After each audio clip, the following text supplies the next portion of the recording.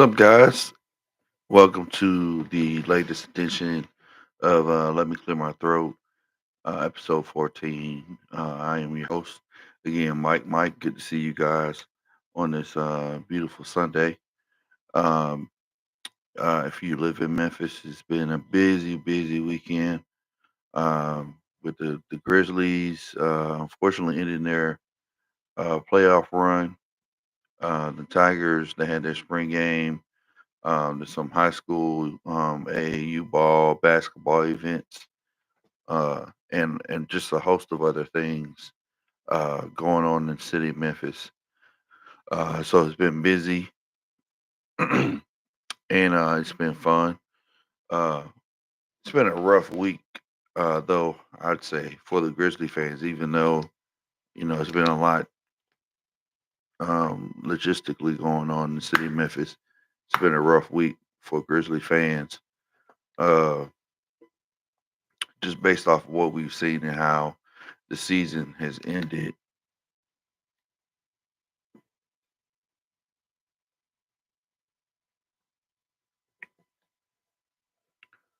It's Powerade for you. Um, but to be blown out in the first game, um, and then game two to be a blowout as well, and then uh, just to be pretty much outplayed and outcoached both those games, and then game three to give up a 29-point lead at home, and Ja gets hurt by a, a reckless, unnecessary foul.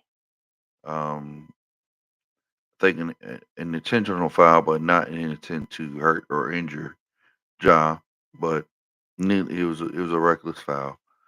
Um, but to lose him in the process and lose that 29-point lead, still should have won that game. 4 minutes to go, we were pretty much held scoreless, and you kind of just got to give credit to OKC. Our toughness wasn't questioned the entire series. Uh, the team, just it just didn't show in didn't show any fight at all. Um, we were soft, we looked soft, we played soft, we were just punked on the court. I mean, Caruso single handedly punked us. Um, there were questions about how many fans would show up in the game three and game four, which is not a good look because Grizzly fans, we thrive off of the energy of the fans, and we show up in playoff games. But there was a legit question and maybe even concern about how many fans will show up for Game Three and Game Four based off of the performances. I mean, even the commentators, when it came to, I believe it was Game Three, they seemed kind of upset that instead of watching, I believe it was going to be Denver and the Clippers, they were forced to watch uh, our game, our series. Uh, so that wasn't a good look. Um, so we go into the off season pretty much with, I don't know, mediocre confidence in the front office as far as what realistic moves can be made. We definitely need a coaching change. We definitely need to do a serious coaching search. We just got a long off season with some tough evaluations and some financial decisions for the future that we need to give some serious consideration to. All in all, it looks like um, I don't, Looks like Kennard. Um, looks like anybody that doesn't show that grit and grind mentality is on the line, pretty much, of not returning next year. That's just how I view it based off of the posts, uh, the off-season interviews, and what Kleiman has said so far, uh, and what the players are saying. That they need that dog. They need that grit and grind mentality to come back. Uh, and they seem to understand and recognize that it starts with them.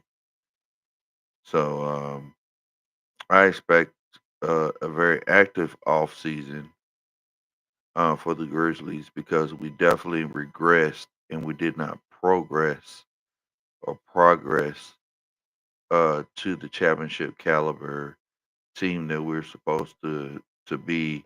I would say I think most fans, and even I myself, would agree with Kleiman when he spoke to the development of Vince Williams and Gigi, by them not coming back and from their injuries, not picking up quickly where they left off from last season. Um, so it just didn't translate to this season at all. So we'll see how things go. Zach Edey and Green Four showed a lot of effort with with the blocks, and I like Edey. We get Jalen Wells back, we get 100% healthy, we go back to the drawing board, and we do this all over again, and hopefully with better results. Uh, Other games that are in progress so far with the NBA playoffs. Uh, Wolves, they won today. That was a really good game today. They they got the series 3-1 versus the Lakers. Uh, I don't know if that's a surprise to anyone, but I just expected a really good, fairly evenly matched series. But the Wolves are ahead 3-1. Anthony Edwards had 43, and they went over LA 116 to 113. The Knicks, they won today, albeit a controversial foul call. There was I wouldn't even call it a missed call. I would just say it just wasn't called at all because the referee was standing directly right there, looking dead at the play, and he just did not call the foul. And so, you know, they've already had their press conferences, and I'm surprised bigger staff didn't slam the table or overturn the table. But um, the Pistons are getting that youth treatment from the referees. They're down 3-1. You could legitimately say they could be up 3-0, and at best, tied 2-2 based off the way that they're playing. But the Knicks won today, 94-93. Cat Williams, I mean not Cat Williams, Carl Anthony Towns and Brunson had some good games today. Yesterday, Golden State, to my surprise, they beat Houston without Jimmy Butler. I thought Houston just missed an opportunity. Again, they're struggling to make shots, and their playmakers, their key guys, just aren't stepping up in big moments. So this is just a learning opportunity for them. That series is 2-1, I believe. Yeah, 2-1. And Clippers and Nuggets, that's been an exciting series.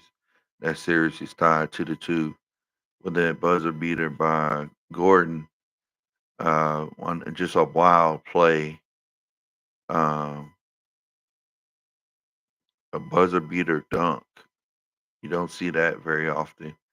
but Denver survives in LA in that tough arena uh, that the Clippers have built. Looks really nice on television, but I'm sure in person it is extremely tough to play in. So the playoffs have been fun. It's been fun to watch. It's been physical. Um, Nobody likes each other at this point. We're going into the fourth, fifth games. So flagrants are flying and hard fouls and a whole lot of pushing and shoving, a lot of blood being distributed on the court. Uh, Watching this Orlando and Boston game, their last game. That's been a physical series. Uh, Drew Holiday is out this game. Jason Tatum was out another game. Jalen Brown, he's been dealing with injuries and he's been fighting through some things. Porzingis, he's getting stitches, and so nobody's 100%. It's been physical. They always say, once the playoff starts, that's when games get called differently. I wish they would just call it regular throughout the whole year. Make every game be called like a playoff game. Um, I mean, basketball, it's a contact sport, so it's gonna get physical.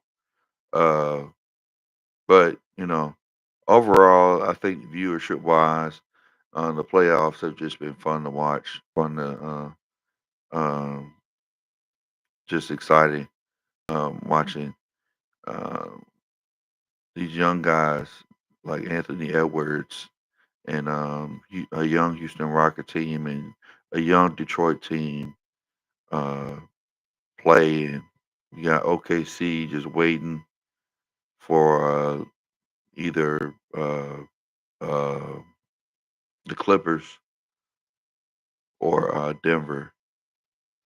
I think I don't know if I could give an edge, probably would be the Clippers, but it's just hard to tell. Denver's is a really tough team. You got the Joker, you got the reigning MVP, you got the MVP caliber, player in Joker that is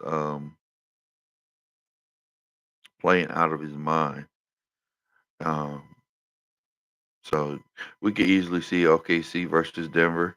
That'd be a fun matchup. Two MVPs going up against each other.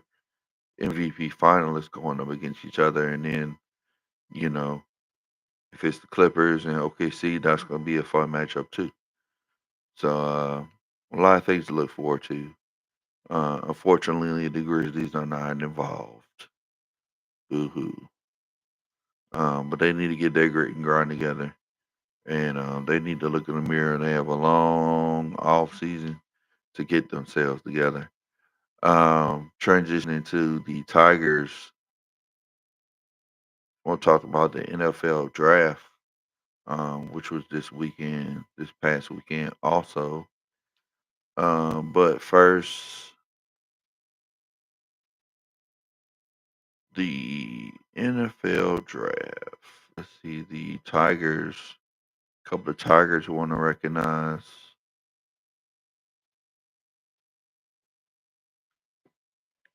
Let's see. First,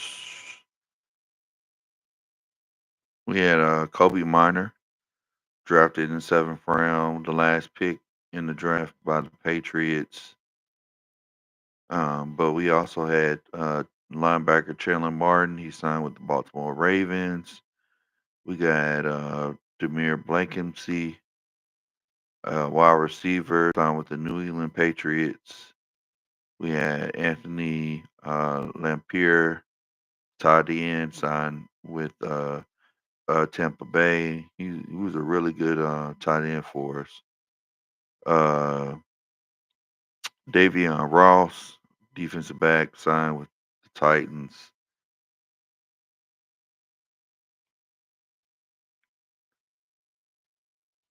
And Seth Hennigan, quarterback, signed with the Jaguars, which I think is a good spot. Um, Probably third, I believe. I think he's third on the depth chart. So he has a chance to fight for a spot on the team. I think he has a legit shot at making the team. Rock Taylor, he signed with Pittsburgh. Might as well call Memphis the Memphis Steelers. We got what Calvin Austin, Rock Taylor, and we got Gainwell, all on former Tigers with the Pittsburgh Steelers down. So uh, Rock Taylor signed with Pittsburgh, and of course, the overwhelming, overwhelming subject of the NFL draft, Shadeur Sanders, who, by all accounts, and I would say it's amazing and surprising that a potential number one pick going into the draft, or when the draft process started, as soon as the championship game was over between Ohio State and Notre Dame, the championship game. As soon as that process, NFL process started, he was pretty much right there with Cam Ward as the top two quarterbacks fighting for that number one spot. And he didn't get drafted the first round, second round, third round, drafted 144 in the fifth round. And there's been a lot of debate, a lot of yelling and screaming and speculating as to why he dropped so far and talent evaluations. I felt like Mel Kiper was pretty much just yelling because he was, I guess when he makes his evaluations, he explicitly expects those players to go where he slots them to go, and because um, Shadeur didn't, it became something's going on in the NFL, something's wrong with the NFL, this, that, and the third. And so a lot of debate as to why and what happened and what it was. I think it dropped to, I think Shadur Sanders dropped because of four reasons. And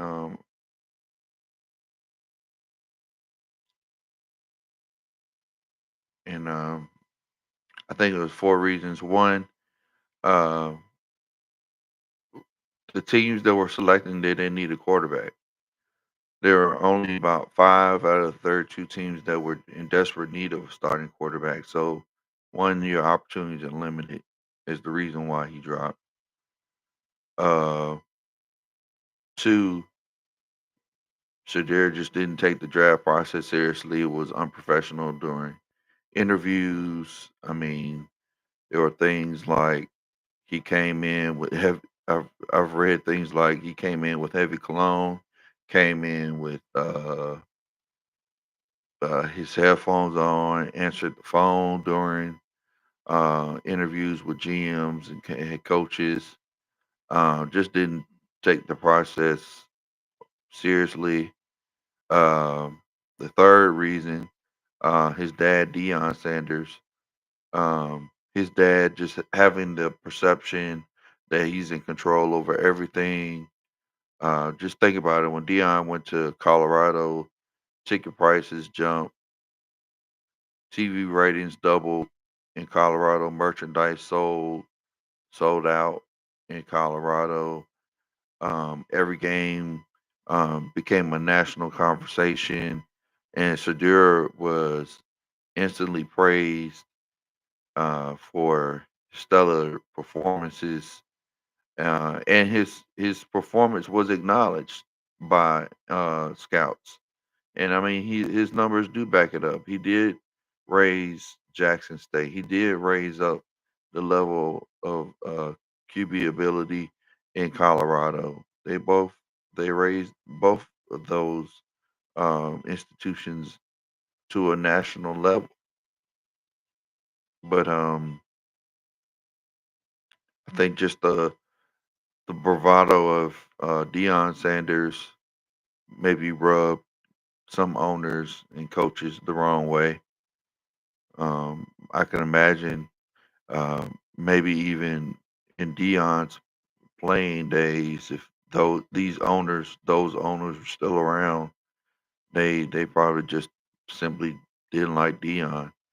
And I mean, they brought Hollywood to Colorado.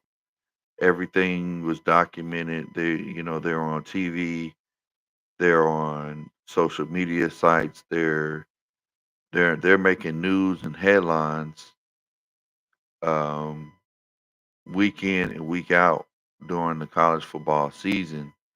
And a lot of the opposing college coaches like Oregon, they made a they used that as fuel, to crush Colorado because I mean record wise it wasn't like Colorado blew everybody away record wise these last 2 years. They it wasn't like they went undefeated. They struggled mightily the first year. Second year saw some improvement, but they still struggled to beat good teams. So I think so. Third reason was Dion, Coach Sanders, and then the fourth reason I just think kind of I guess ties in with the third one. Owners and coaches just didn't like Shadur just based on his personality and just his bravado, just bad reviews and false stories, um, as that potentially led to his drop off, even to some former or former, I assume former now, Colorado coaches that owners and coaches talk to about just how Shadur treated people, uh, or how he approached game study and things like that. Kind of rub people the wrong way. Uh, Coaches they don't like distractions or look at me type of players, nor do they like parents to dictate where their children or where their sons go in the draft. Um, and you can imagine that this was talked about for months. You know, uh, once the draft process started, um, from NFL insiders and coaches and owners in their little cliques and circles that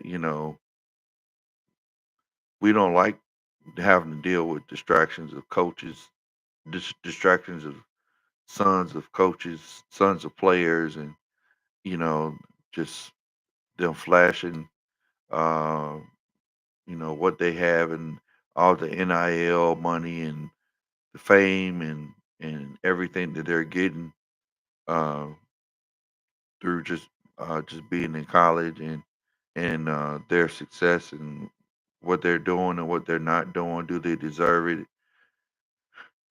All this money and everything. There's just a lot of conversation, and coaches are doing their due diligence and weeding out players that are going to cause a lot of distractions.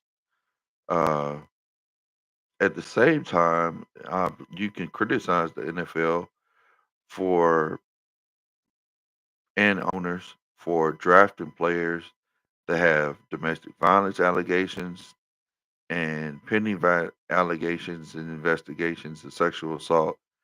And then this happens every year. That's a distraction, but it doesn't prevent them from drafting players that have those allegations. So there's definitely a difference in priorities or standards and values between these owners and coaches. Um, so Shadur Sanders, he was drafted by the Browns, who passed him up multiple times, 144th overall. Uh, the message became clear, and in his evaluation, his talent evaluation, that we're not rewarding overbearing bravado of a player prospect. That's just what I take from it. Drafting Shadur in the early rounds would have instantly sold out jerseys, boosted ticket sales, landed primetime TV slots, created national buzz, uh, and overall money. And you look at that and you say, well, who wouldn't want that? But by not drafting Shadur in the top 10, NFL franchises having left millions on the table, um, they did all that apparently because they value control. And I don't think the NFL is necessarily worried about money. NFL franchises aren't necessarily worried about ticker sales. They just want to control the narrative, control the player, control the situation. Especially just look at the Browns and what they've been with Deshaun Watson. So I mean, in the coach's perfect world, the evaluation of quarterback's ability is never just about talent alone. It's about controlling the narrative, about controlling the locker room. Um, think about the exits of Sam Darnold. You know, he was, I guess you could say, he was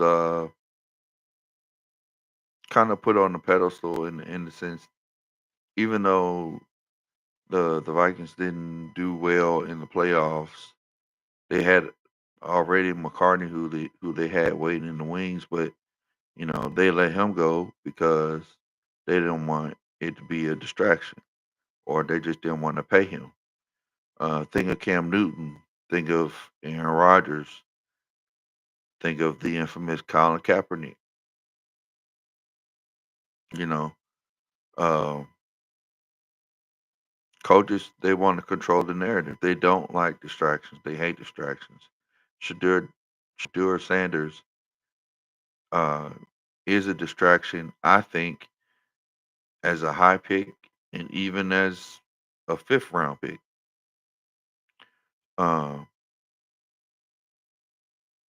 there was always an overwhelming conclusion that Pittsburgh was going to be the best fit for Shadur.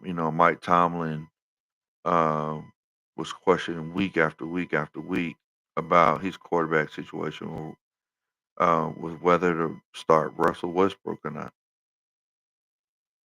And we pretty much put Shadur in a Steeler uniform from day one, because Tomlin seen the best coach capable of handling that distraction. And he's built to handle distractions. He's a very good coach, despite not really doing much in the playoffs. He's a really good coach at handling distractions. Overall, I think the lesson we learned from the Shadur Sanders situation is, don't be too visible outside your place of work. I mean, that's just not just as football players, but just also in life. Don't be too visible. Keep your personal business tight-lipped and private. You know, don't do anything stupid or compromising. Put yourself in compromising situations. We We don't have to look far for that. I mean, we look at Shannon Sharp. Look at his situation. He put himself in a dumb, compromising situation. Let your leadership, as if you're an athlete, high school, college, let your leadership speak for you, even though you as a player can brag about your ability and your stats and everything else. Just let your coaches be your biggest advocates. Going forward, just don't be a threat to the hand that feeds you.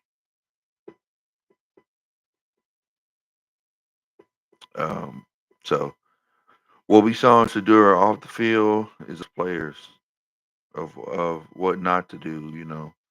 Don't flaunt your NIL money, your rap songs, your mansions, your cars, your watch, your entourage, your jewelry, all those things. If you want to get drafted, you got the stats to back it up. High draft pick. Don't be flaunting those things. Don't be, number one in social media or, uh, instead just stay humble, protect your reputation and your name, be professional, you know, don't don't go in just overconfident like you know everything. Uh, Focus on your craft, work hard, practice hard, show development as a leader to your teammates, and keep God in your life. Um, and keeping God in your life is the most important thing, because He's the source of all your blessings. And I like the fact that college athletes, even coaches, when they're getting interviewed, one of the things they do is they recognize and they acknowledge God as the source of their strength when it comes to competition and competing. So, and even Shadur does that. He's he's been open about his faith. I don't know, you know, how real his relationship with God is. I'm not here to judge that, but Shadur can do those things. He can be humble. He can be professional. I do believe that he does work hard on his craft, and he does practice hard. Uh, I think as a fifth round pick, he's definitely going to be motivated. He's going to have to earn his spot. There are five quarterbacks in that room now with Deshaun Watson, um,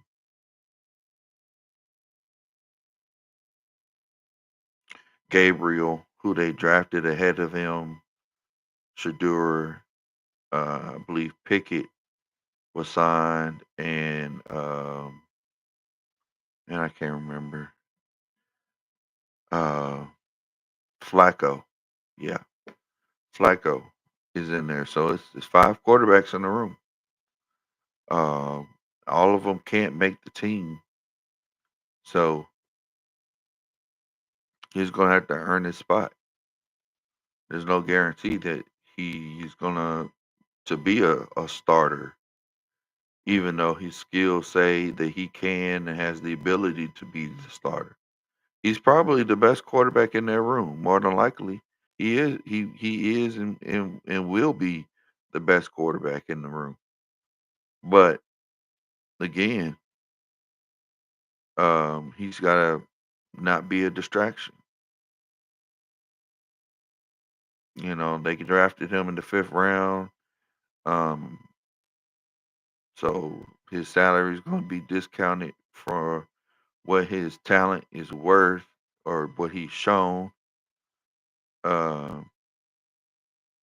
but right now, with him being selected by the Browns, I mean, the Browns pretty much control the narrative, and both right now are fighting for leverage. But I mean, right now the Browns have all the leverage at this point.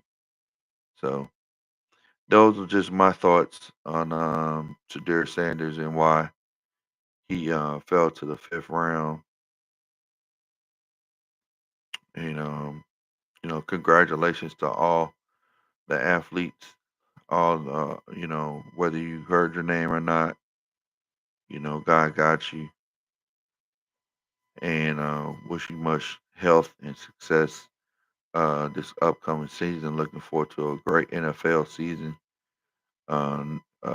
next year or in the fall. Uh, that's all I have for this edition of Let Me Clear My Throat.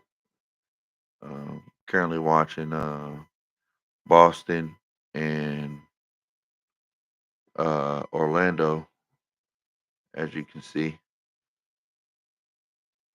So, see, there you go with the physicality. Hard foul by Porzingis. Yep, clap it up, go to the line. That's how you're supposed to do it. So I'm enjoy watching this game and the game after this. I think who else playing?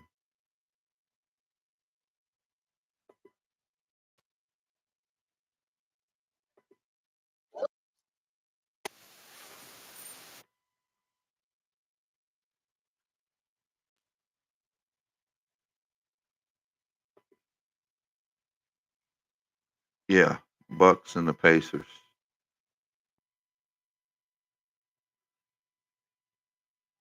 That should be a fun one.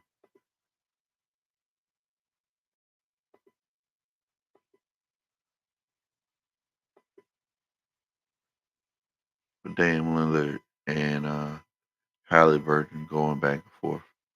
But again, like, subscribe. Uh, again, I'm your host, Mike. Mike, find me on Facebook. Subscribe to the YouTube page. Like, comment, follow. Love to hear your input and try to get some guests in here and so we can talk some more sports. Have a great week and talk to you later.